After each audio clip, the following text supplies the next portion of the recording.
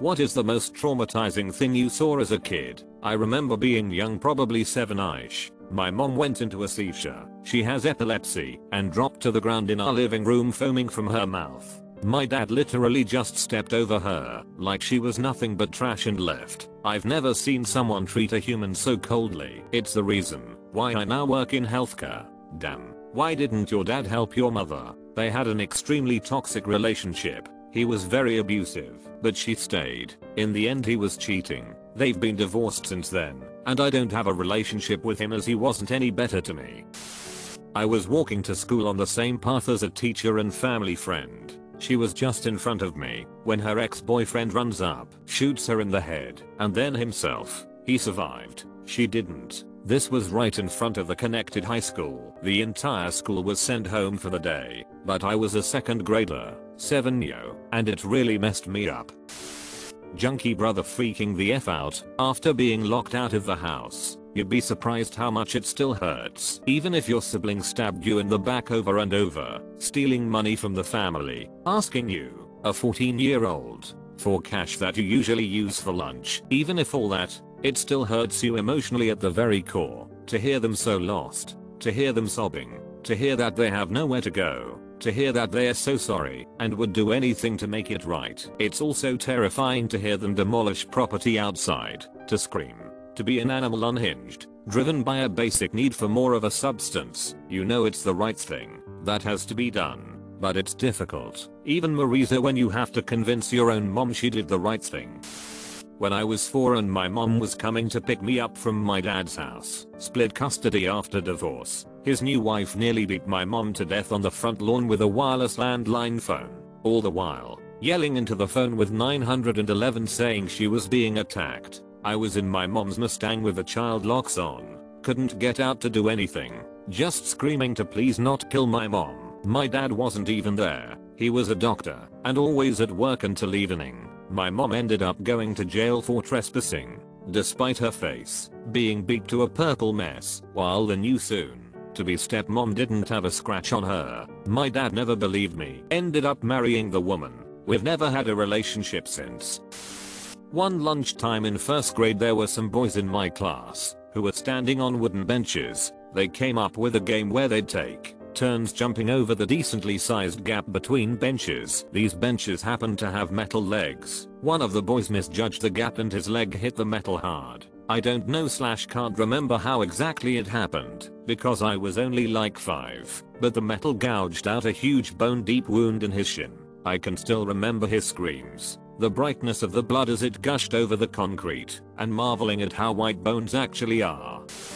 My mother was sick throughout my childhood. I remember when I was a small child, I found her naked in bed dead. I remember trying to wake her, checking her pulse, nothing. I refused to cry because I thought that was brave, and I rummaged through her wallet because I thought I would need money to survive. When I went to school the next day, I resolved to tell nobody because I was afraid of their pity. My friend, who had stayed over that tragic night, had already told people though. Even my bully was sorry about the situation.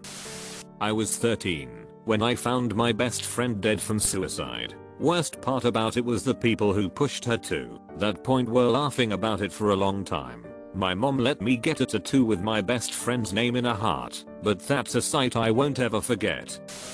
I was wandering around the biology building, and I came to the room where they kept animals and body parts preserved in ethanol, which I thought was a kinda cool way, reptiles and stuff. I was a kid after all. I look up to see one on the top shelf with an elongated head, teardrop eyes, gray skin, and 4 long fingers on each hand. I ran very nervous to tell my mother I had found an alien. She came back and had the unfortunate task of explaining to me that it was actually a human fetus with severe mutations.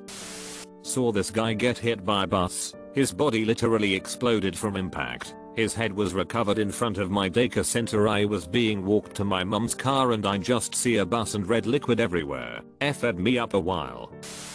I woke up in the 2nd grade. Install my dad molesting a boy in the next room. He's doing 3 life sentences now.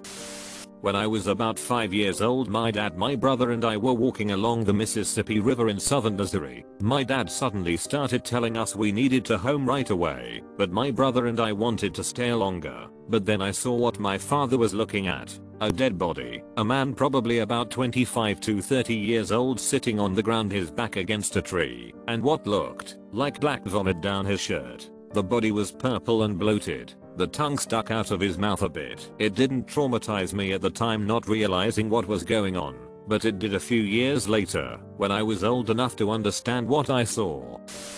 A horse I had grown up with, nursed back to health, taken care of babies, and just all around loved, died in winter. Couldn't bury her, couldn't leave her out because of predators, so we burned her carcass. I stood there and threw wood on her body and watched her mane, fur, and a few skin layers go to ash. Couple years later, my dad's house caught on fire with the dog inside, and I almost lost it imagining that happening to a live animal I lived with. Dog made it out, hid in the basement breathing through couch cushions until firefighters carried him out. I watched my grandpa shoot his favorite horse. We were a poor farming family, so I'd spent the weekends helping my grandma and grandpa around the family farm. One winter an ice storm blew up, which was uncommon for the area. Early morning rolled through, and we heard the horse in distress. We went out to find the snow had frozen into a sheet of ice, and the poor creature had slipped from its favorite spot at the top of the pasture all the way down to a small rocky creek that ran along the bottom. It was pretty grim. Poor thing was damn near froze solid with a compound fracture on its front right where it had slid into the stones. Now my granddaddy was a hard man, a Korean War vet, and a railroad man. I'd never seen him shed a tear. He wept when he put Sundance down. Shook me up pretty bad. We got back, and grandma made me some cocoa, while grandpa took something a lot stronger off the top shelf. He'd been sober for 20 odd years. Nobody faulted him for a little weakness that day.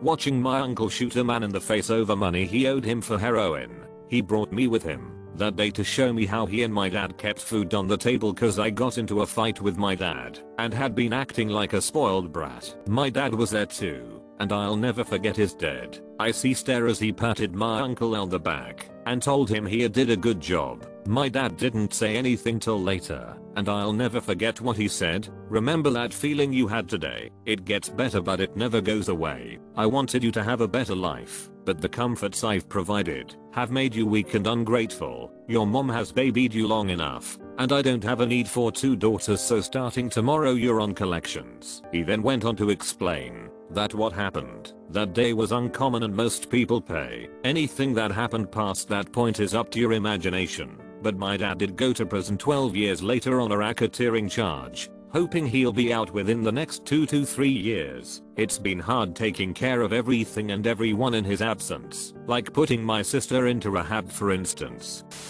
When I was about 7, I saw a man fall down an escalator and crack his head open. There was so much blood everywhere, and for years I thought he died and refused to use escalators. If I was forced onto an escalator, I'd end up having a panic attack, or I'd be so scared that it took my 10 minutes just to put my foot on one. My mom told me a few years ago that he didn't die. He had just badly cut his head and passed out, but once the ambulance got there, he came to and went to hospital to get stitches. She actually felt really bad because I had never told her that I thought he had died. She just figured seeing the guy fall was the only reason for my fear of escalators. As an adult, I'd still rather take the stairs or a lift, but I don't mind getting on escalators too. I was 15 or 16 volunteering with my mom, as she's a paramedic. Went to some gang shootout over drugs. The guy was shot from the back of his car driving away, bullet going through his neck. I had to block up the entry and exit hole in his neck so he wouldn't lose too much blood, while a bunch of members from both sides were fighting about what was happening. Also volunteered with my dad, who happens to be a search and rescue officer. Went out on a call to find a body on the beach that was mauled up by sharks, and the fish had gotten to him as well.